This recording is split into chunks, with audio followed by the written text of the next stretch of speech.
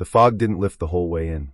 I'd been driving for 6 hours, and for the last 2, it felt like I was swimming through smoke. Trees blurred together like tall ghosts, and the road ahead curved and narrowed like it didn't want me to find where it led. My GPS gave up 30 minutes ago, blinking confusedly before freezing on an endless gray screen. I had to rely on a crumpled old map I found in my glove box, the kind that smells like dust and forgotten places. Welcome to Ashmore, population 412. The wooden sign looked like it had been there since the town was carved out of the earth. Peeling paint, bent at one corner, and someone had scratched something deep into the wood below the letters. I got out to take a closer look. Just 4 words. It knows you're here. Not exactly the warm welcome I was hoping for. I lit a cigarette with shaking fingers and took in the town from the hill's edge. Ashmore was a tight cluster of crooked houses with slanted roofs and sagging porches. Everything looked damp, like the whole place had been dipped in cold tea and left to rot. The church tower leaned a little too far to the left. The air was thick, and even though it was daytime, it felt like the sun was holding back. I climbed back into my car and headed downhill, the wheels crunching over gravel that sounded too loud in the silence. Nobody was outside. No kids. No old folks on porches. Just houses with drawn curtains and windows that seemed to watch, like they were holding their breath. I pulled up to the Ashmore Inn. Faded green shutters. Porch swing swaying even though there was no wind. A small bell chimed above the door when I stepped inside. It smelled like cedarwood and dust.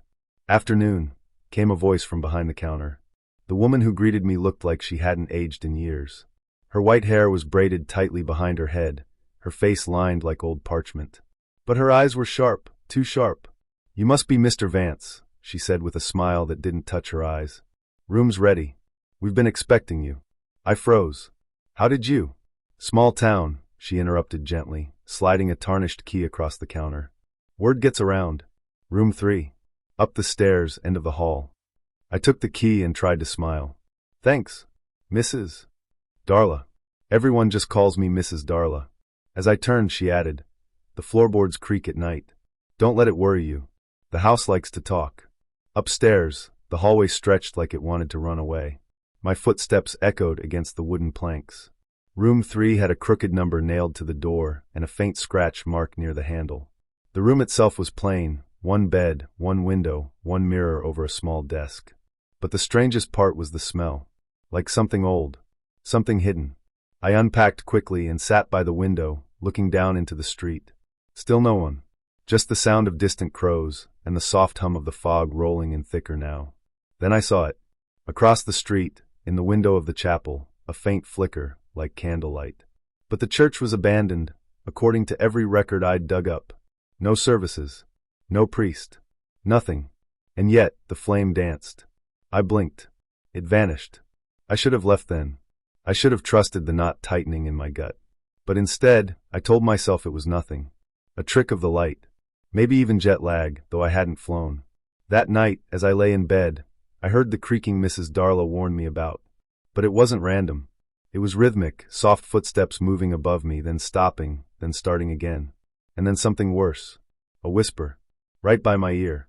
I bolted upright, but no one was there. Just the darkness. Just the cold. I didn't sleep. I stared out the window, waiting for the morning. And in the chapel across the street, the candlelight returned. This time it stayed. The morning mist in Ashmore clung to everything like wet cobwebs.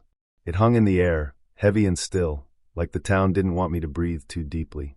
I sat in the corner booth of the only cafe on Main Street, if you could even call it a cafe. It looked like someone's grandmother had converted their living room into a coffee shop and forgot to tell anyone. The wallpaper was peeling. The clock above the counter was stuck at 4:44. I stirred my black coffee. It tasted like ash. Across from me sat a stack of old town records I had begged out of the sleepy clerk at the town hall. The woman hadn't said more than 3 words to me, just handed me a dusty box, eyes darting around like someone might punish her for it. I pulled out a yellowed newspaper clipping dated October 30th, 1967. Local man leaves without notice. Thomas Reed, a traveling salesman, was last seen dining at Darla's Inn. No foul play suspected. No photo. No follow-up. Just a name and the town's quiet shrug. There were more. Every 30 years, it seemed, a stranger came through Ashmore and vanished. Always alone. Always around the same time. October. And then nothing. No investigations. No outcry. I leaned back and rubbed my eyes. My brother's name, Matthew Vance, never showed up in the papers. He disappeared in 1987 after sending one last postcard. I had it folded in my jacket pocket. Quiet town. Strange people. I think they know something. We'll write more soon. That was all it said. He never wrote again.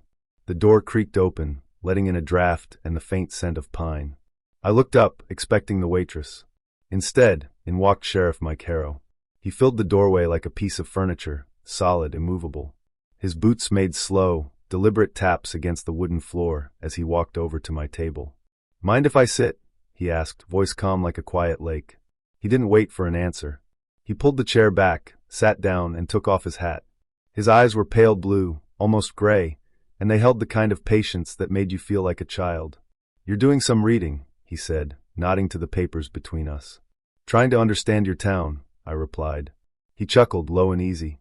"Ashmore's a simple place, Edward. Folks come and go. Most don't stay long. That's just how it is." I didn't say anything. I watched his fingers tap slowly against the tabletop, in rhythm, like a clock counting something down. "You know," he continued, looking out the window, "sometimes it's better not to poke too hard at history. Old bones don't like being disturbed." "Is that advice?" I asked. His gaze slid back to mine. There was something new behind it. A weight. A warning. "It's care," he said. "We look out for people around here. Even the curious ones." He stood, smoothed his shirt, and placed his hat back on his head. "Enjoy the rest of your stay. And try the blueberry pie before you leave town. Darla makes it fresh." He walked out without another word. I sat there, heart thumping just a bit too fast. Outside, through the foggy window, I saw him pause at the corner. Then he turned and looked straight back at me. Just for a second. And then he was gone. I packed up the papers, suddenly very aware of how alone I was in this town. I left the cafe and walked back to the inn. The mist had thickened. The road signs had faded writing. One was cracked straight down the middle. Back in my room, I laid out all the names I had found. Travelers. Strangers. Sacrifices? My brother was never listed among them. No obituary. No missing person report filed here. It was like he had never come. Until I opened the last folder. A photograph fell out. It was a group picture from some kind of town festival, jack-o'-lanterns, hay bales, people in old-timey clothes. And there, near the edge of the crowd, almost out of frame, was my brother, Matthew, younger, smiling, holding a pumpkin like he was part of the celebration. I froze. My heart dropped into my stomach. The date on the back said, October 30th, 1987. They had lied. All of them. And as I stared at that photo, a whisper passed through my room, soft as breath. "You're right on time." I turned around. No one was there. But on the floor by the door was a piece of paper. Folded. Crisp. I picked it up with trembling fingers. Inside, in red ink, it said, "Don't trust the sheriff. You're next." The room felt colder. The shadows longer. I didn't sleep that night. Not because I couldn't. Because I didn't dare to. I woke up before the sun. Something about the silence felt wrong. It wasn't peaceful, it was empty. The kind of silence that makes you feel like you're the only person left in the world. I sat on the edge of the creaky bed in the inn, rubbing the sleep from my eyes, and stared at the folded paper someone had slipped under my door last night. "Don't trust the sheriff. You're next." I'd read it 100 times by now, trying to figure out if it was a prank or a warning. The handwriting was rushed, almost shaky, and written in pencil on thin yellow paper. No name. No clue who left it. Just those 6 words that sank deep into my gut like cold water. I stuffed the note in my coat pocket and headed to the small-town library. It was tucked behind the bakery, barely marked, just a rusted bell above the door and a wooden sign that read records. A woman named June ran the place. She looked like she belonged in a black and white photo, gray hair tied tight, heavy glasses, and a voice so soft I had to lean in just to hear her say, "Yes, we have Old Town records." In the back. I thanked her and walked past rows of dust-covered books. In the rear corner, there were stacks of newspaper clippings, ledgers, and faded photographs in plastic sleeves. I flipped through them slowly at first, then faster when I realized what I was looking for might actually be here. Then I saw it. A photo dated October 31st, 1987. Ashmore's Harvest Festival. People smiling stiffly at the camera, holding candles and wearing odd wreaths made of sticks and leaves. At first, nothing seemed off, until my eyes landed on the far left corner. There, barely in the frame, was a young man. Tall, brown jacket, one hand in his pocket. It was my brother, Daniel. He looked older than I remembered him. Thinner, and his eyes, they looked hollow. Not like he was sad, more like something inside him was missing. I felt my pulse pound in my ears. He never told me he came to Ashmore. I had searched for years, talked to police, tracked his credit cards, even hired a private investigator. Nothing ever led me here. Why? I held the photo tighter than I should have. My fingers left a smudge on the plastic, and June gave me a sharp look from across the room. I muttered an apology and slipped it back. Suddenly, I wasn't just here for a story anymore. I needed answers. I walked back to the inn in a daze, thinking about how Daniel ended up in that picture. Who brought him here? What happened to him after? Did anyone remember him? When I reached my room, the air felt off, heavy, like someone had just been there. I locked the door behind me, checked the closet, checked under the bed. Nothing. But I couldn't shake the feeling that I wasn't alone. The room was silent, too silent. I sat on the edge of the bed, the floorboards groaning under me. Then I heard it, a faint scratching sound above me. I looked up. The ceiling was old wood, stained from water damage. The scratching came again, slow and steady, like nails dragging across the floor above me. There's no second floor, I thought. I grabbed the flashlight from my bag and shined it toward the ceiling. Nothing. The noise stopped. I waited for a full minute. Nothing. Just as I started to breathe again, a thud came from above. Heavy, like something dropped and rolled. I didn't sleep that night. Instead, I sat on the bed with the flashlight on, holding the photo of Daniel and listening, waiting for whatever was moving above me to come back. And deep down, I knew something had already found me. I woke up with dirt under my fingernails. I didn't remember clawing anything in my sleep, but there it was, dark soil packed deep beneath my nails like I'd been digging. My head throbbed, and my shirt clung to my skin with sweat. Outside the inn, fog swirled thick and yellowish, like smoke from an old fire no one bothered to put out. Something was pulling at me. Not literally. More like a feeling behind my ribs, a whisper with no sound. Hollow Pine Hill. The name came back to me from the library notes I'd gathered the day before. A place the locals avoided. A place no one mentioned unless you cornered them and asked twice. Even then, their eyes got glassy, their mouths stiff, like someone else was listening. Still, I had to go. The truth was out there, or buried. I just hoped it wasn't under someone's headstone. I packed my camera, my notebook, and a flashlight. Slipped a small hunting knife in my boot, just in case. The forest loomed just beyond the town's edge, thick with pine trees that looked older than sin. No signs. No paths. But I could feel the direction, like my blood already knew the way. I stepped past the first line of trees. Immediately the air changed. Cooler. Heavy, like breathing through wet cotton. The pine needles crackled under my boots, and birds didn't sing here. No wind. No distant cars. Just the sound of my own heartbeat and the crunch of every footstep. I walked for about 20 minutes before the trees started to change. The bark turned darker, almost black, and deep grooves clawed through them like talon marks. Some trunks had symbols carved in, circles with eyes in the center, spirals with arrows pointing inward. I didn't recognize the language, but my body reacted before my brain could catch up. My stomach clenched. My hands shook. This place didn't want me here. But something else did. There was a clearing up ahead. I could see the light shift just slightly.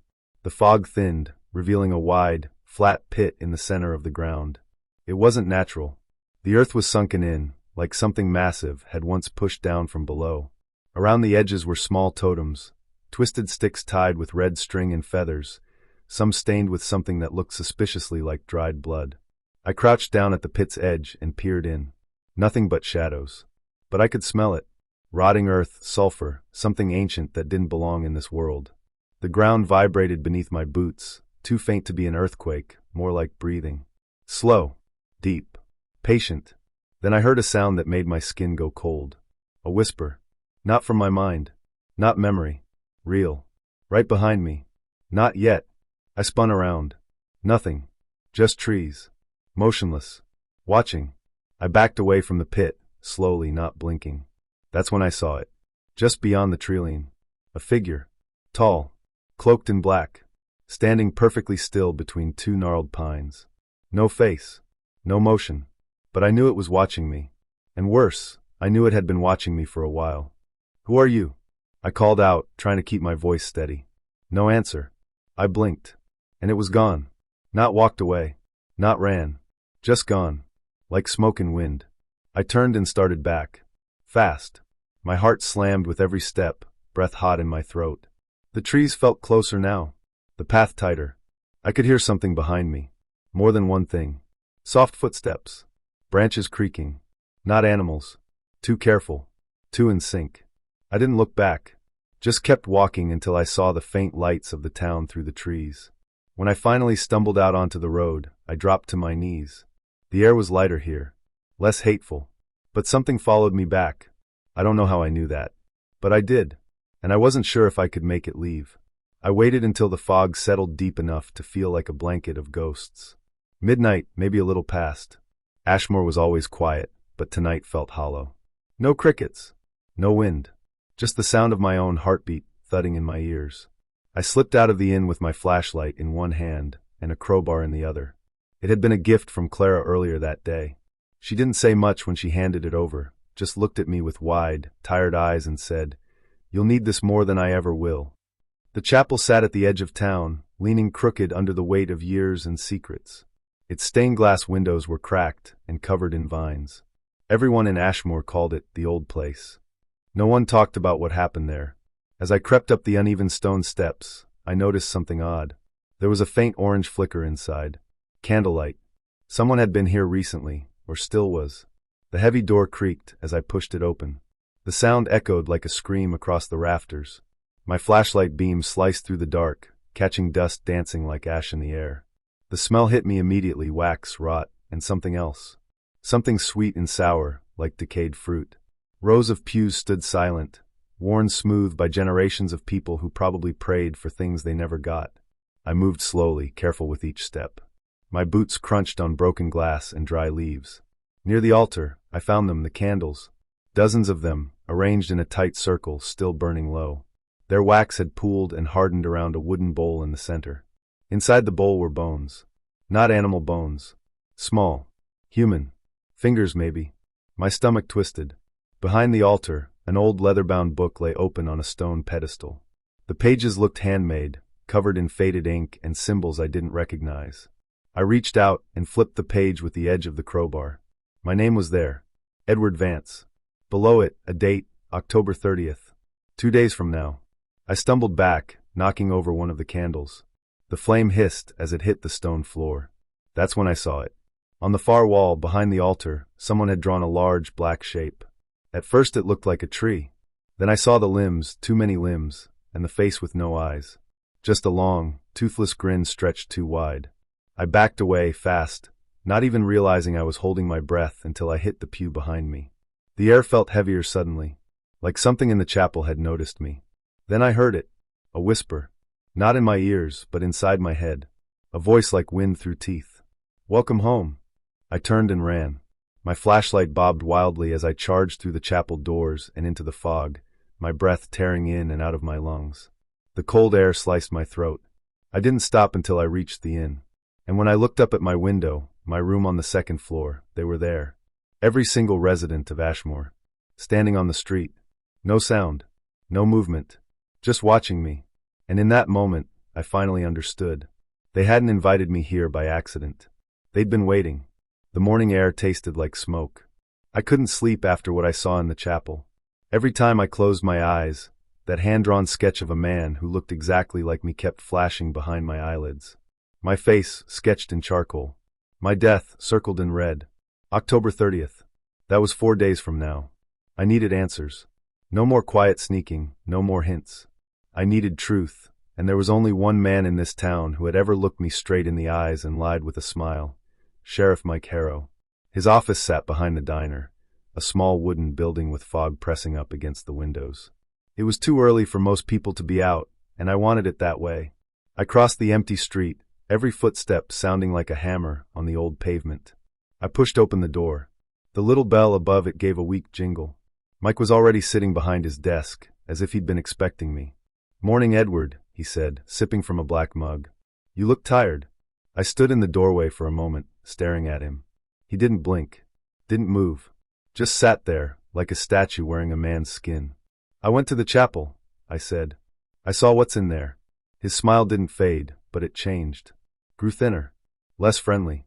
That place isn't for visitors, he said softly, setting the mug down. I stepped closer. There's a book. A drawing. My face. This town chose me. He nodded slowly, as if I'd just solved a riddle a child could answer. Yes, he said. We did. Silence. The kind that presses against your ribs. I looked around the office. Framed pictures on the wall. Old town badges. A rusted shotgun mounted above a shelf. I spotted a photo of Mike in his younger days, beside another sheriff. Both smiling. The older man looked a lot like Mike, but he had the same dead eyes. Why me? I asked. Mike leaned back, hands folded over his stomach. It's not about you, he said. It never is. Every 30 years, Ashmore makes a choice. We offer one soul. In return, the hollow one keeps the woods from spilling over, keeps the sickness out, keeps the rest of the world safe. I swallowed. A demon? He tilted his head. A presence. A hunger. Call it what you want. It was here before we were. Before language. Before light. And we've lived beside it, fed it, pleased it. My mouth felt dry. And my brother? He disappeared here 10 years ago. Mike's face darkened, just slightly. He came looking for the same answers. Got too close to the pit. The hollow one noticed him. Marked him. But the time wasn't right yet. I clenched my fists. What do you mean, marked? Mike stood up. Calm, like we were talking about the weather. There's something in your blood, Edward. Your family used to be part of this town. You left generations ago, but the pact, it never forgot. He walked to the window, pulled the curtain aside. The fog was thicker now, swirling like it was alive. You were born for this. Brought back. It's the way of things. I shook my head. You're insane. He turned to me, something heavy and ancient in his stare. I've looked into that pit, son. I've heard it speak in a voice older than God. If we don't give it what it's owed, it will take more. It will spread. You think Ashmore is quiet because we're strange? No. We're quiet because we're safe. I took a step back, heart pounding. You're murdering people. No, Mike said. We're protecting the world. I backed toward the door. I had to leave. Had to get out of this place. He didn't try to stop me. Just watched with those still, calm eyes.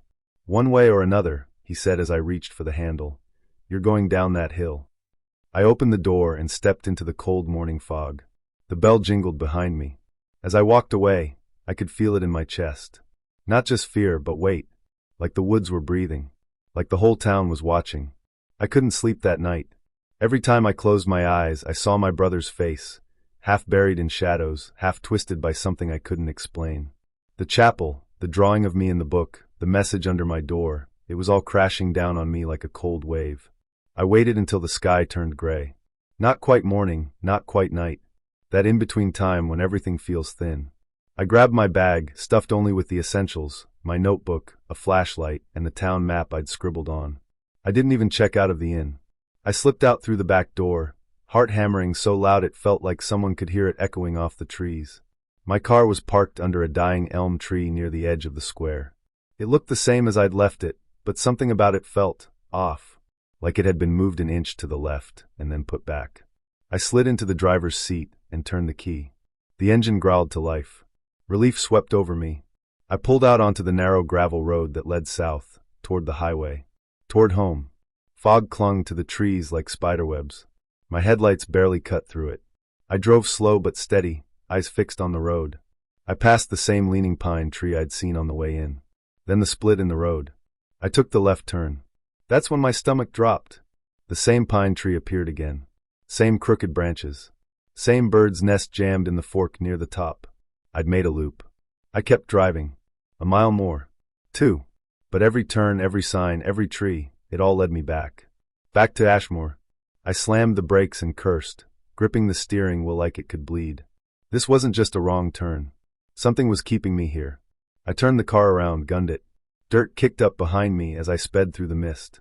But the faster I drove, the stranger things became. The fog grew thicker. I passed a figure on the side of the road, tall, thin, unmoving. It wore a black coat and had no face. Just darkness. I didn't stop. I didn't look again. The road suddenly curved when it shouldn't have. Trees lined closer, almost like they were leaning in. My ears popped. I felt like I was underwater. Then the engine sputtered. No. No, not now. It died. Lights out. Silence. I sat in the car for a full minute, frozen. The fog pressed against the windows like breath. My fingers trembled as I reached for the door handle. Something scratched the side of the car. Long, slow, like nails on metal. I got out, holding my flashlight like a weapon. The beam flickered. Great. I took a step forward, heart in my throat. Trees creaked above me. Leaves rustled without wind. Then movement. From the trees came shapes, thin-limbed things crawling on all fours, pale and fast. Their eyes weren't eyes. Just deep, sunken holes. Their mouths were stitched shut. They didn't make a sound. Just moved toward me with jerky, hungry motions. I turned and ran. The flashlight slipped from my hand, and I didn't stop to grab it. Branches whipped my face, thorns scratched my arms. I could hear them closer now. Feet hitting the dirt behind me. Then a hand grabbed me. I screamed and tried to fight, but it was a voice low and sharp. Quiet. This way, hurry. A girl, no, a young woman, dragged me behind a collapsed stone wall and shoved me through a wooden door set into the ground. A storm cellar. We tumbled down steps and slammed the door shut just as one of the pale creatures slammed against it. She braced it with her body. We sat there in the dark, panting. I could barely see her face, just the shine of her eyes. I'm Clara, she said softly. I've been waiting for you. Waiting for me? I managed to say, still shaking. Why? She lit a candle. Her face came into view, young, maybe early 20s, but worn like she'd lived through centuries.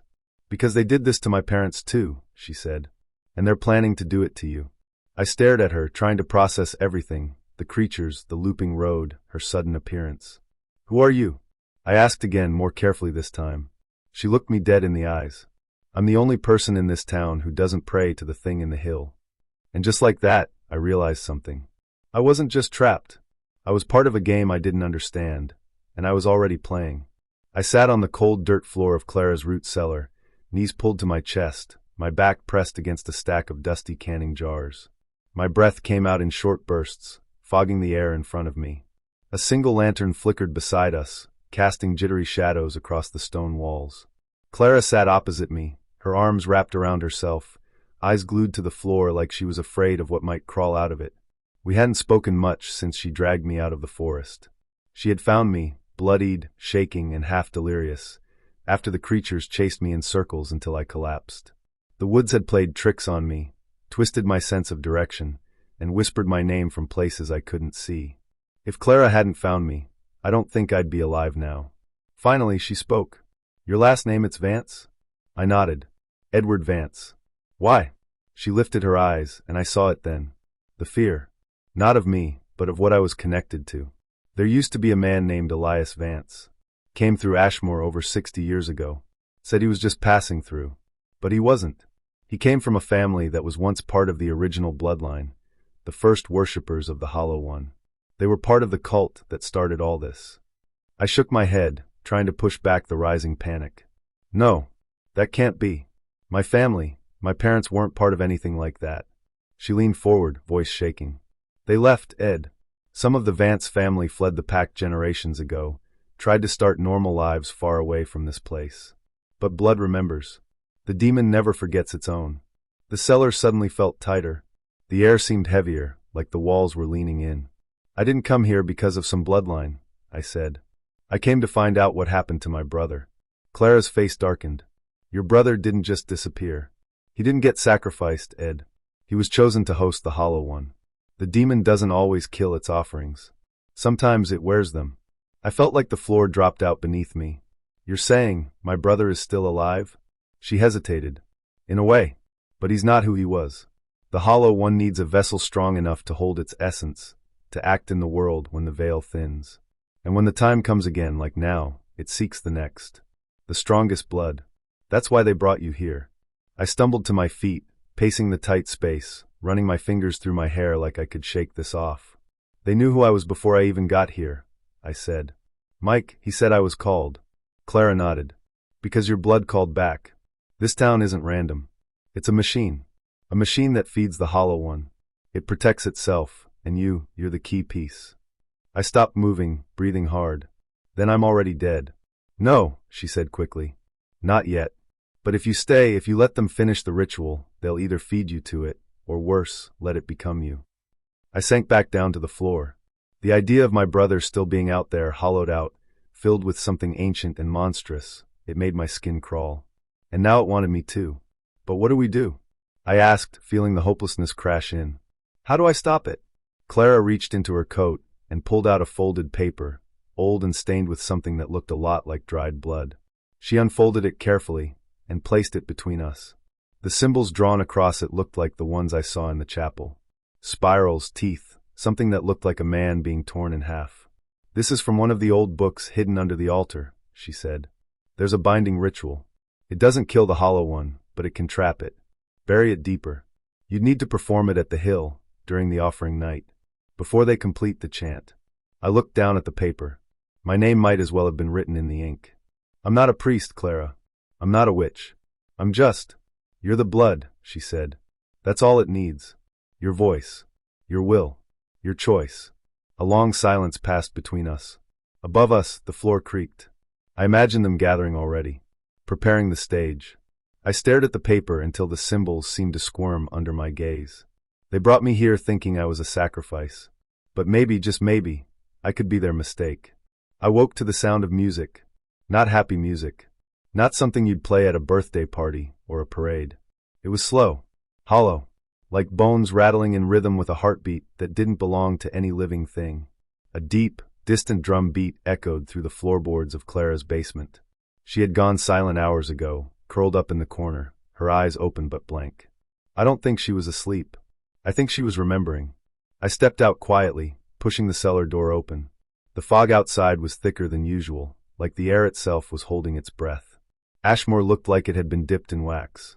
The buildings were dressed in old cloth banners, deep red and black, flapping softly without wind. Candles lined every window. Figures in masks and robes moved slowly through the street, their footsteps oddly in sync. The festival of stillness. Clara told me once it was the final celebration before the offering. The entire town came out.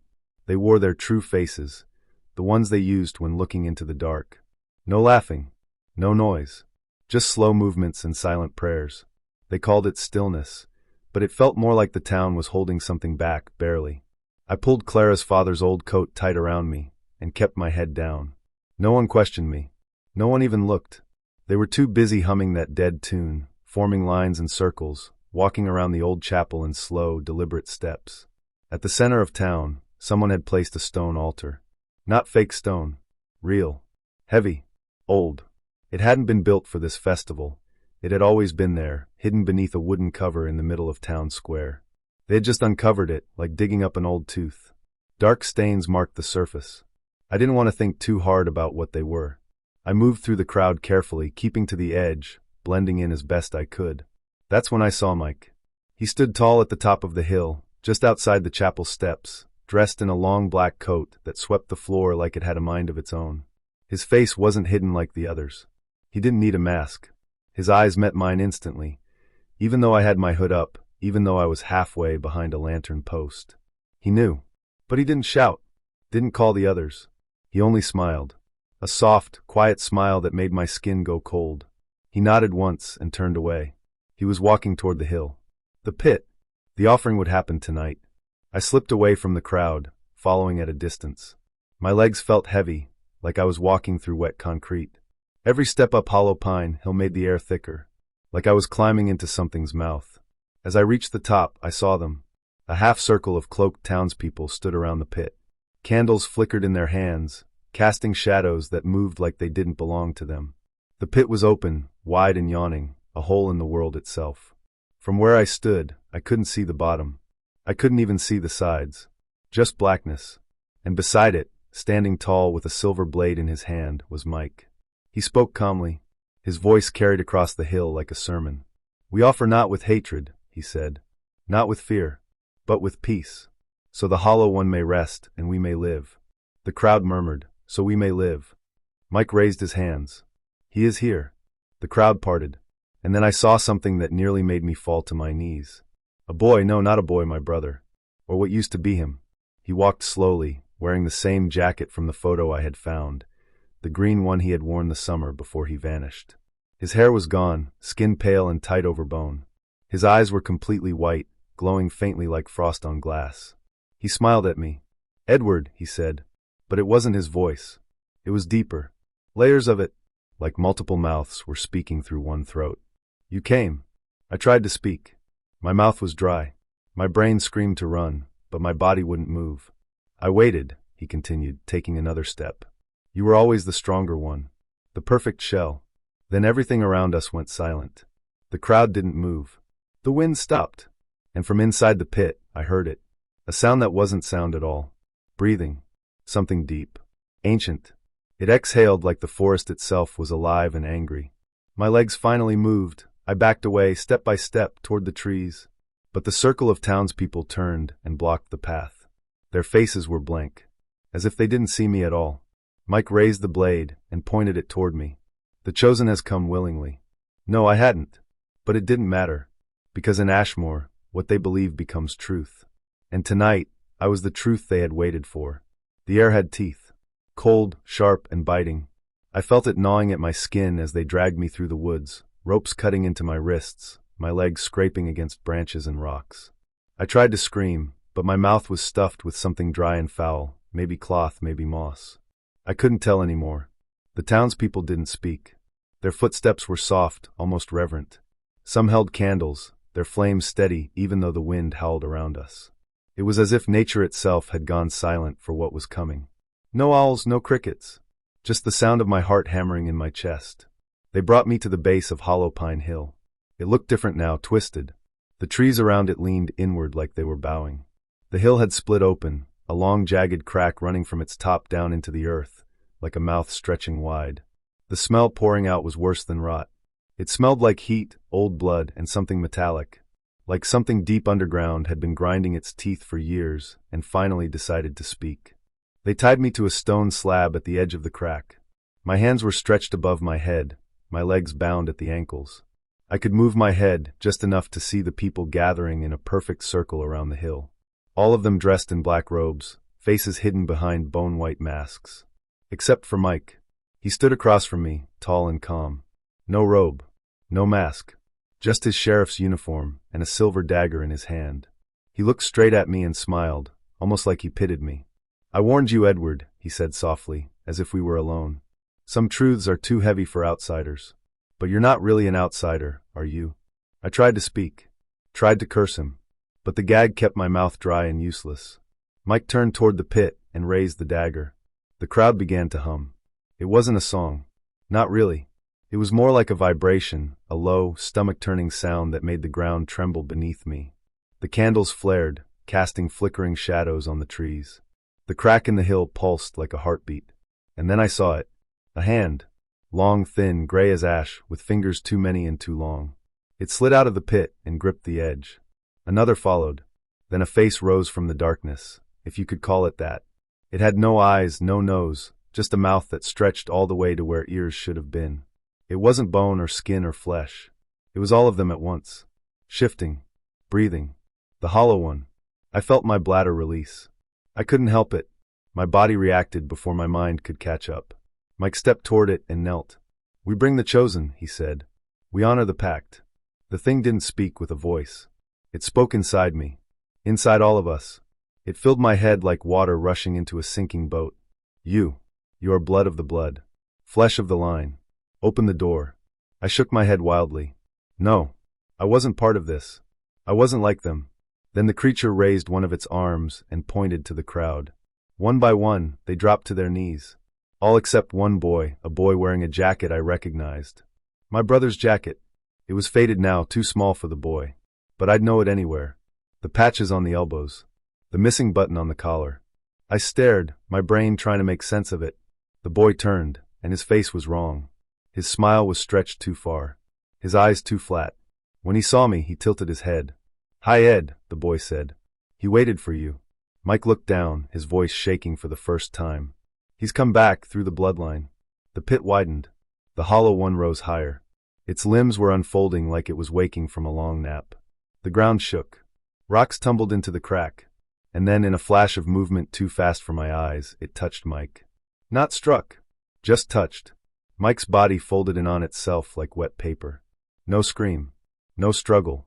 Just gone. The crowd didn't move. They kept humming, as if nothing had happened. As if they were still under a spell. I pulled at my ropes. Harder. Harder. My skin tore, wrists bleeding, but the rope started to slip. The boy in my brother's jacket walked closer, head twitching. "You always were the favorite," he whispered. I broke one hand free and grabbed the silver dagger that had rolled from Mike's collapsed body. The boy lunged. I stabbed. His scream wasn't human. It shook the trees. The humming stopped. The hollow one recoiled. I wasn't free yet. Not really. But I had the knife. And I had a choice. To run. Or to jump into the pit myself. And seal it from the inside. The ropes dug into my wrists, rough and damp from the fog-soaked air. I was tied to a thick, dead tree at the edge of the pit, surrounded by chanting townsfolk in black robes. Torches flickered, casting long shadows that danced over their emotionless faces. The ground rumbled beneath us, a deep, pulsing throb, like a slow heartbeat coming from somewhere far below. Mike stood a few feet in front of me, wearing a heavy ceremonial cloak made of stitched leather and bone. His face was calm, almost peaceful, as if all of this, the ritual, the sacrifice, the demon beneath, was nothing more than a routine. Something sacred. Something beautiful. "This is the only way," he said, his voice rising above the chants. "You were chosen not just because you came here. You were born for this, Edward." The crowd repeated my name, low and steady. "Edward! Edward! Edward!" I tried to scream, to reason with them, but the gag in my mouth muffled every word. All I could do was thrash in place and hope someone, anyone, wasn't lost in this madness. Then the pit began to glow. A dim, greenish light seeped from the cracks in the earth, crawling up through the roots and soil like poison. The chanting stopped all at once, like someone had hit a switch, and the forest went quiet. Dead quiet. Even the wind seemed to hold its breath. Then I heard it. A scraping sound. Something dragging itself up from the depths. Claws on stone. A thick, wet breathing that didn't belong to anything human. And then I saw him. He stepped out of the pit as if rising from water, slow, fluid, and unnatural. His skin was tight and pale, stretched thin over his bones like wax paper.